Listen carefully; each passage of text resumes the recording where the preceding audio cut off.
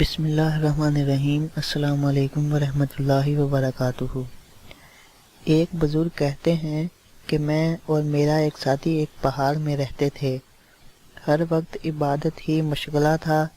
میرے ساتھی کا گزر تو گھاس وغیرہ پر تھا، اور میرے لیے حق تعالی شانہ نے یہ انتظام فرما رکھا تھا کہ ایک ہرنی روزانہ آیا کرتی تھی اور میرے قریب آ کر ٹانگیں چرا کر کھڑی ہو جاتی۔ میں اس کا دودھ پی لیا کرتا، وہ چلی جاتی۔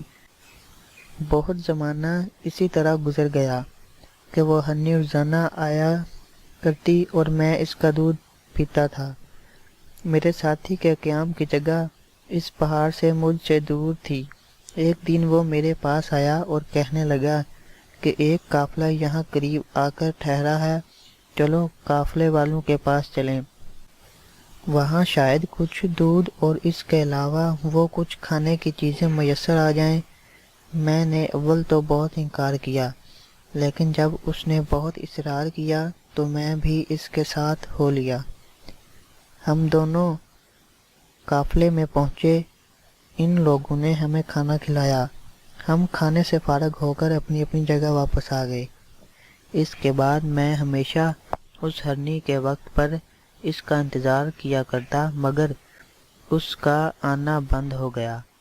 کئی دن انتظار کے بعد میں سمجھ گیا کہ اس گناہ کی نحوست سے وہ روزی جس کی وجہ سے میں بے فکر تھا بند ہو گئی۔ صاحب روس کہتے ہیں کہ بظاہر تین چیزیں اس میں گناہ کی تھیں۔ ایک، جس توکل کو اختیار کر رکھا تھا اس کو چھوڑا۔